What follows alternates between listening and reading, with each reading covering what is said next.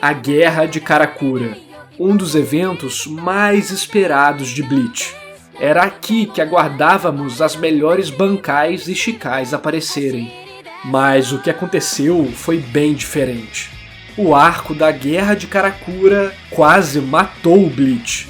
Nesse vídeo vamos descobrir os motivos que fizeram esse arco desperdiçar o seu enorme potencial. Eu sou o narrador e nessa história eu vou te contar sobre a desastrosa Guerra de Karakura, parte 1. Esse vídeo aqui é o 5º vídeo da minha série analisando de maneira técnica todos os arcos de Bleach. Caso você não tenha visto os outros, eu vou deixar a playlist no card, na descrição e no comentário fixado, beleza? Nessa análise, eu vou do capítulo 316 até o 392, que é logo antes da batalha do Yamamoto contra o Aizen. Porque nesse ponto, a guerra já deixou de ser uma guerra, e também porque o vídeo já tá grande demais.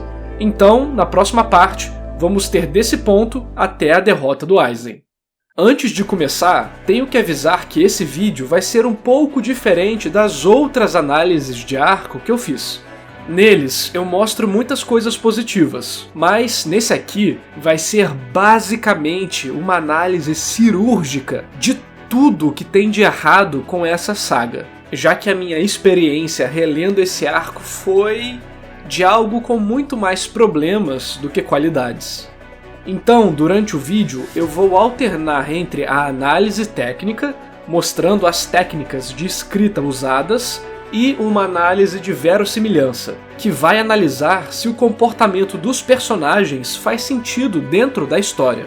Isso vai ser importante para mostrar algumas inconsistências da história, deixando claro as causas e as consequências narrativas que esses momentos têm na história como um todo. Com esses avisos fora do caminho, vamos começar. E como sempre, eu acho que entender o contexto de uma publicação é muito importante, já que nada existe no vácuo. Como eu falei, esse arco foi muito antecipado pelas pessoas, e eu era uma delas. Ainda mais vindo depois do Turn Back the Pendulum, uma guerra de Shinigamis e Vizards versus os Arrancars. Cara, todos esperavam que seria incrível. Ainda mais com a quantidade de personagens com os poderes ocultos ainda. Mas alguma coisa aconteceu, e esse arco acabou saindo bem abaixo da expectativa. Eu me lembro muito bem da época em que esses capítulos eram lançados. O que começou com um enorme hype foi se transformando em uma enorme insatisfação. O ritmo estava estranho, e as lutas estavam fracas. Por que isso aconteceu? Bem, talvez a minha memória esteja me enganando, mas eu lembro que na época acompanhava diversos veículos de notícia de anime e mangá, e na comunidade acabou se espalhando uma notícia sobre a grande interferência criativa no trabalho do Kubo. O editor dizia que o arco estava muito lento e precisava acelerar, e quando o Kubo fazia isso, o editor falava que estava muito rápido e que ele precisava frear. Eu vou mostrar um exemplo bem forte disso mais pra frente no vídeo. Mas enfim, isso é algo que todo mangaka da Jump precisa saber aturar. Só que, junto a isso, em quase todas as mensagens que o Kubo passava para os fãs, seja nas contracapas ou nos comentários da Jump, ele reclamava da saúde dele, que só piorava e piorava. Alergias, artrites, febres, gripes. E eu acho isso importante para entender certos pontos da história que têm uma oscilação de qualidade absurda. Então, bora começar a análise técnica. Esse arco conta duas histórias ao mesmo tempo. A história do Ichigo contra o Ukiyoha e a história da Guerra de Karakura em si. Durante os capítulos, volta e meia temos um corte entre uma história e outra. Isso acontece para evitar um escalonamento desenfreado de tensão. Em uma história, temos uma curva de tensão. E esse é um dos parâmetros que o autor precisa administrar para manter o nosso interesse na história. Uma curva de tensão que sempre permanece lá embaixo nos faz perder o interesse. E uma curva que permanece sempre lá em cima nos faz achar a história cansativa. Então, é comum que histórias tenham mais de uma trama sendo contada ao mesmo tempo. porque assim os autores podem ir para um momento mais calmo ou mais agitado, dependendo do que eles querem, te mantendo sempre interessado no que está acontecendo. Voltando à história, depois de uma baita falação entre os personagens e as famosas desculpas para os fortões não lutarem, temos as lutas para a proteção dos pilares. E todas essas lutas possuem um padrão.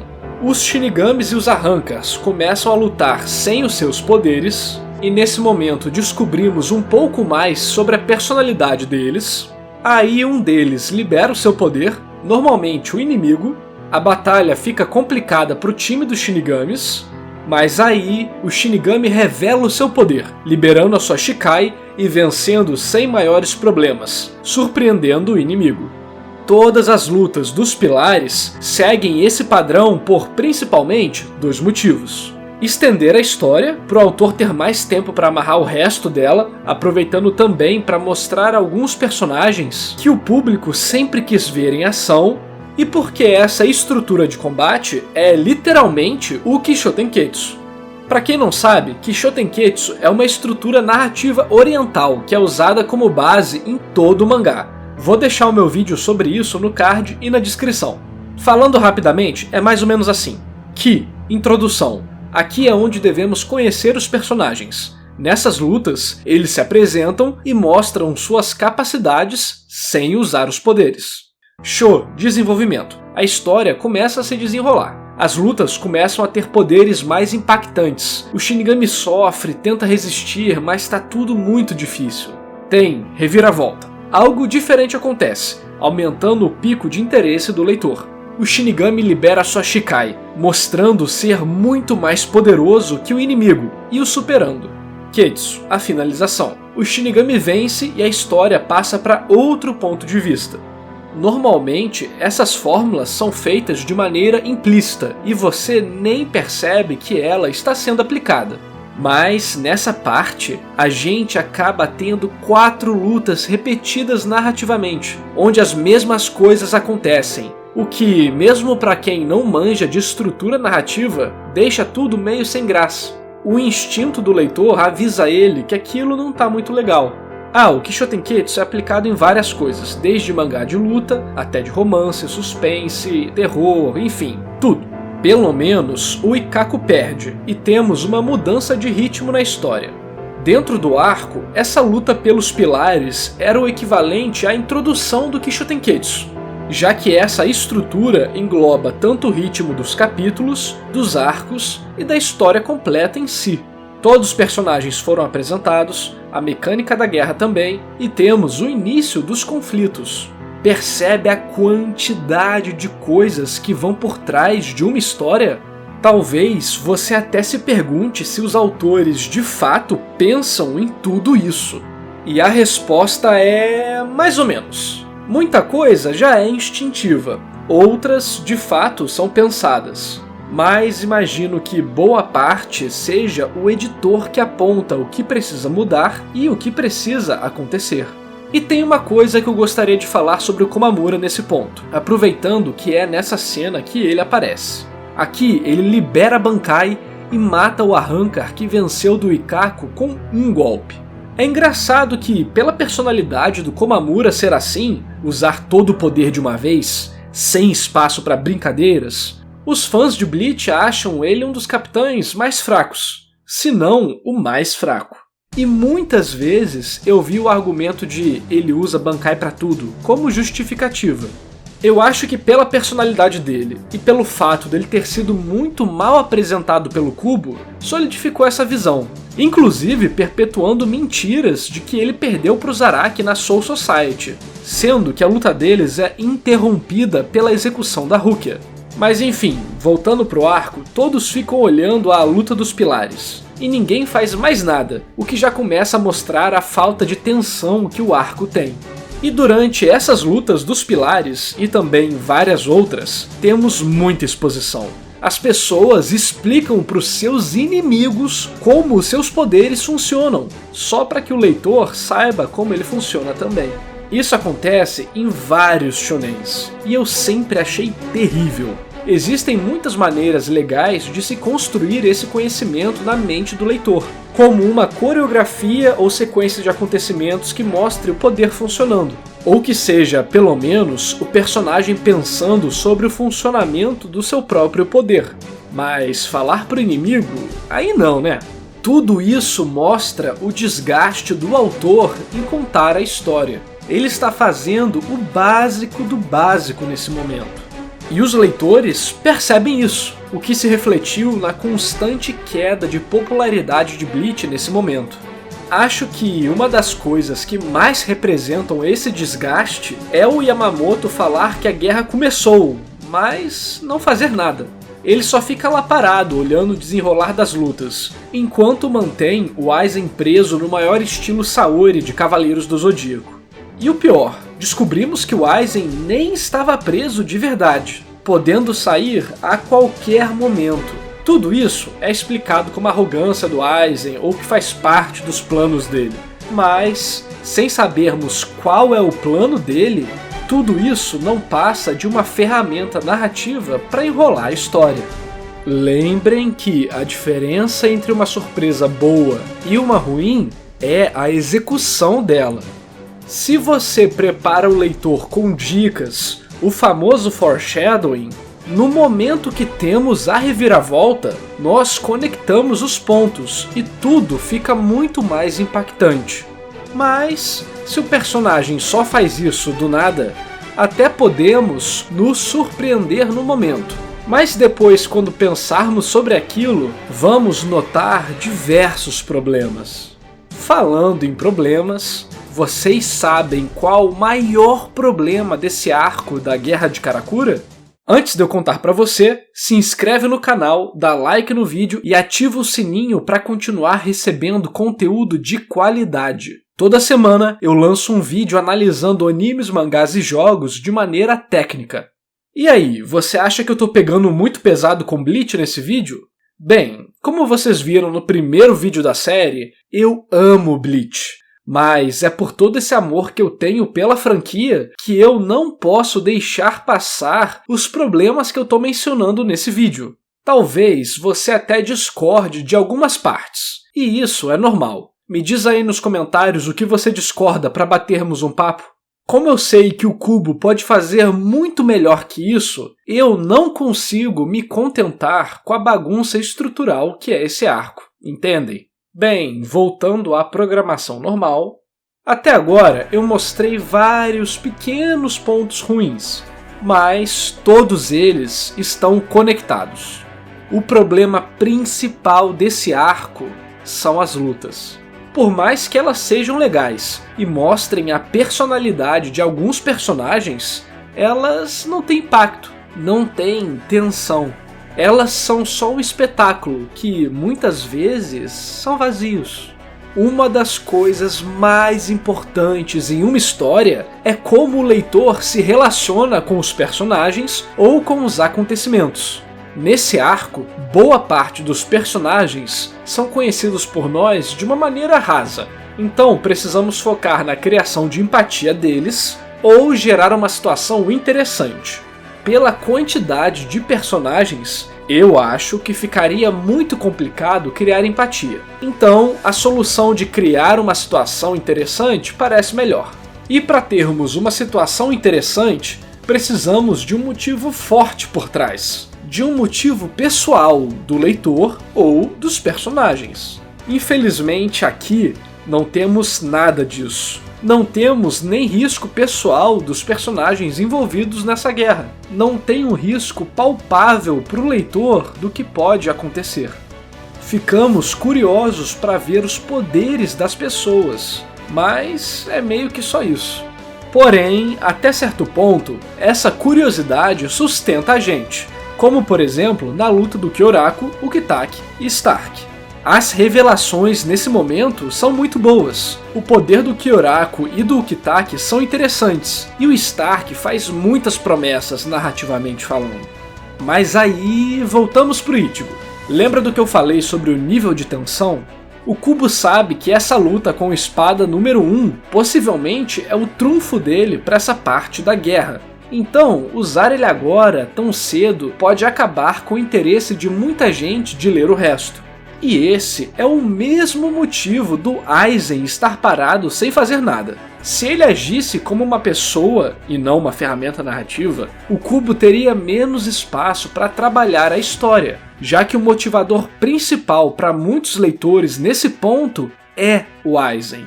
E uma vez que ele começar a se mover, ninguém vai querer saber do resto. Enfim, voltando para o Ichigo, temos umas cenas bem legais, já que o Kubo adora usar a virada de página para criar cenas de alto impacto. Isso é uma coisa exclusiva dos quadrinhos. A tensão, a antecipação, a ansiedade de virar uma página.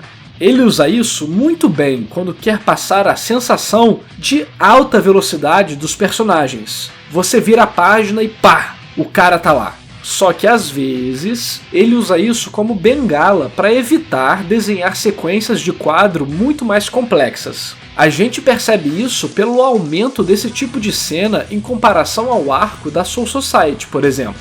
Mas quando o Kubo quer, ele faz cenas bem iradas, tipo essa. Em geral, a luta com o Ukiyoha foi bem legal. Tivemos uma boa construção de expectativa, temos uma mudança de cenário, existe um interesse do leitor nos personagens e na situação. Enfim, é uma luta muito bem construída, com momentos icônicos. E ela é tão bem considerada assim exatamente pela construção narrativa dela, que é muito boa. Mas infelizmente, na minha visão, essa luta é totalmente perturbada pela quantidade de problemas que a história tem antes e depois desse ponto. Por exemplo, focando no Ichigo, acho que foi aqui que muitas pessoas começaram a ficar incomodadas com a execução dele como protagonista. E de fato, tem umas coisas que não fazem muito sentido. Lembram da crítica que eu fiz na saga da Soul Society, onde o Ichigo parecia que esquecia que o objetivo dele era salvar a Rukia? A mesma coisa acontece aqui. Como o Ukiyoha está sem um braço e sem uma perna graças ao Ichigo Hollow, nosso protagonista pede para ter o braço e perna arrancados para que eles lutem em pé de igualdade. Cara, como assim? Talvez você tente dizer que esse é o lado competitivo e guerreiro do Ichigo, que até de certa forma foi trabalhado nas lutas contra o Grimmjow. E ok, isso até tem mérito. Mas esse conceito não foi trabalhado a ponto de justificar uma atitude exagerada como essa, que não condiz em nada com a situação, ainda mais levando em conta o objetivo dele, salvar a Orihime. Sinceramente, pra mim, o que compensa essa falha de personagem do Ichigo é como o Ukiyoha teve o seu arco paralelamente, e eu acho que aqui foi uma ótima sacada do Kubo. O desenvolvimento implícito do Ukiyoha que ocorre durante diversos capítulos, que culmina nessa cena de muita ação, e então calmaria. O aspecto da morte do Ukiyoha é o niilismo. Niilismo, resumidamente, é o ponto de vista que considera que não há qualquer sentido ou utilidade na existência. Dependendo da tradução, também chamam o aspecto dele de vazio, e ambos fazem sentido. E durante todas as suas interações com a Orihime e com o Ichigo, o Ukiyoha não entende essa relação deles, esse coração que tanto falam. Lembrando que, em japonês, a palavra kokoro, ou coração, tem muitos outros significados além do coração físico que carregamos no nosso corpo. E é exatamente essa interpretação física que limita a visão do Ukiyoha. Esse coração que vocês falam, se eu destroçar seu peito, vou vê-lo dentro de você? Se eu esmagar o seu crânio, vou encontrá-lo? Vocês, malditos humanos, falam tanto dele que é quase como... Entendo. Sim, essa coisa em minha mão é o coração? No capítulo 354, intitulado de Coração, Ukiyoha morre, finalmente descobrindo o que é um coração e deixando de ser vazio. Além de ser uma boa luta, as entrelinhas dela carregam o desenvolvimento de personagem do Ukiyoha, solidificando ele como um dos favoritos de Bleach de todos os tempos. Ao ganhar um coração, ou especificamente um laço, um sentimento, Ulquiorra deixa de representar seu próprio aspecto da morte, não sendo mais vazio e, de certa maneira, vendo sentido na existência. Ironicamente, ao preencher seu vazio interior, ele volta ao vazio da forma. Dá para ir mais fundo nessa análise, mas não temos tempo. Vamos continuar que, infelizmente, a saga tem mais momentos ruins do que bons como esse. Voltando para a guerra, temos algumas coisas que quebram a minha suspensão de descrença. Para quem não sabe, suspensão de descrença é quando você aceita algo mentiroso de uma história, porque aquilo ali é outro mundo, por exemplo. E quando a suspensão de descrença é quebrada, você se pega pensando, nossa, que mentira, ou algo do tipo. Eu sou do tipo de pessoa que é bem aberto a acreditar nas mentiras das histórias, mas certas coisas me deixam completamente transtornado. Por exemplo, a Soifon não quer ajudar o Vizard porque ele tem ligação com o Urahara. O Kitaki não ajuda o Kyoraku porque ele prefere lutar sozinho. Enfim, o povo fica evitando lutar. Como o Yamamoto pode permitir algo assim no meio de uma guerra? Se fosse eu, logo botaria todo mundo ali na prisão. Poxa, ninguém quer trabalhar. Parece que acham que essa guerra é uma brincadeira e deixam assuntos pessoais interferirem. Essas coisas, pra mim, acabam contribuindo para tirar completamente o clima ameaçador da guerra, deixando ela bem menos impactante do que deveria. Esse tipo de comportamento dos personagens acaba agravando o problema de ritmo da história. E acho que todos esses erros foram causando uma bola de neve de falhas narrativas, que culminou na maior decepção desse arco, pelo menos pra mim, a luta do Stark versus Kyoraku.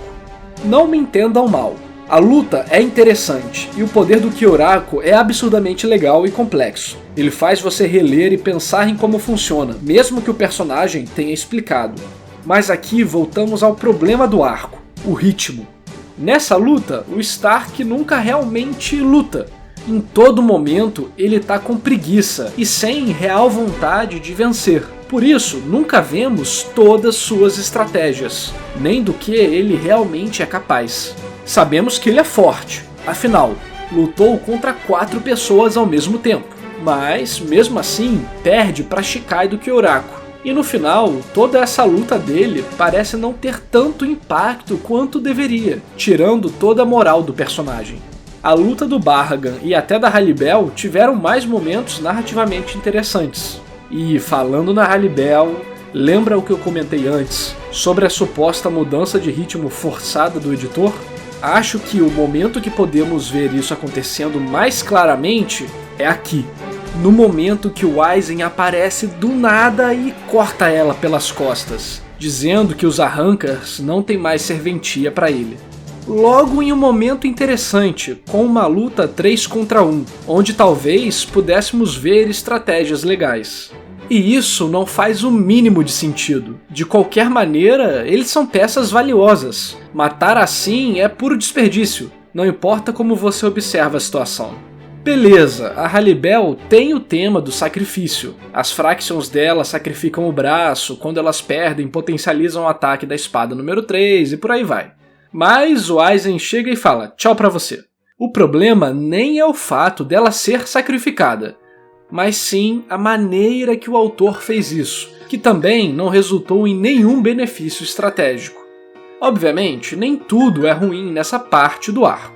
Mas, sinceramente, na minha opinião, as partes ruins se destacam muito mais. Pra falar que eu não disse nada de bom, olha só essa página aí. Um baita jogo de quadro com o corte da Hiyori. Aproveitando esse corte, vamos pro Ecomundo novamente, onde após uma luta com o Ulquiorra, o Yami se revela como o verdadeiro espada número 0. Sério, essa foi uma das revelações mais terríveis de todos os tempos. Ninguém ligava pro Yami, e isso só piorou a situação. Enfim, segue a lista da importância narrativa da revelação do Yami, e de seus atos depois de liberar a sua Resurrection. Não tem nada.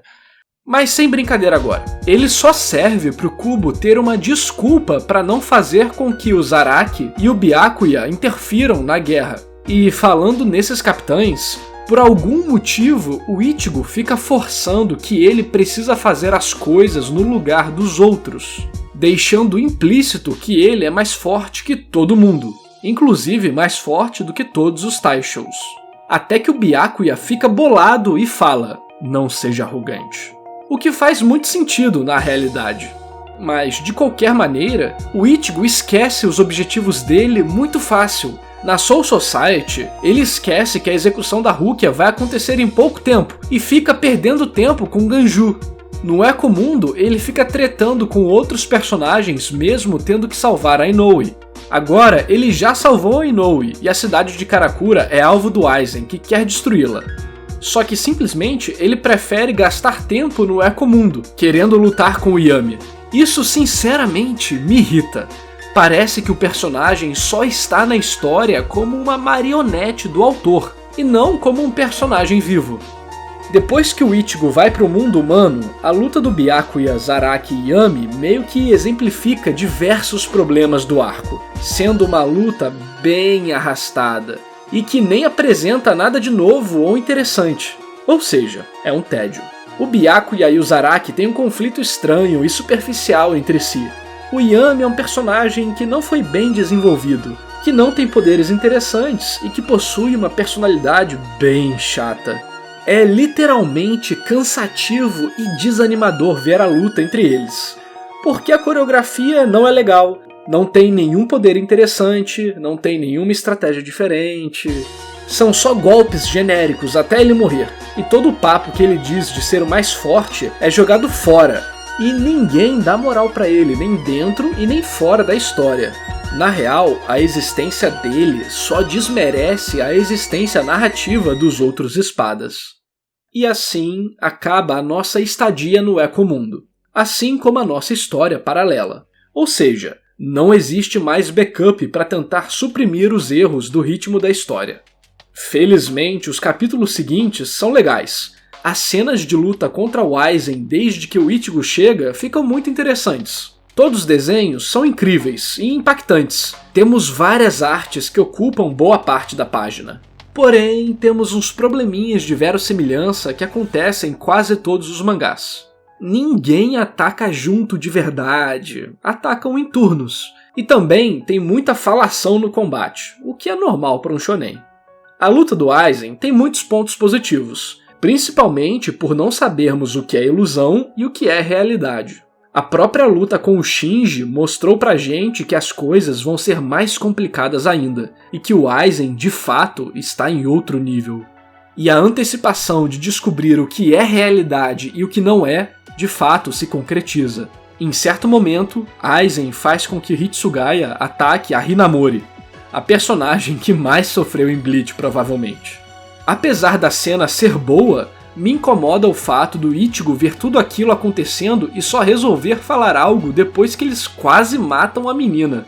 E nossa, olha o tamanho desse vídeo. Acho melhor deixar o resto para a próxima parte. Então, se inscrevam no canal para não perder a parte 2, onde eu vou analisar tudo que faltou nesse vídeo. O arco do Touzen, a luta do Yamamoto, a aparição do Urahara e do Ishin, a traição do Gin e a derrota do Aizen.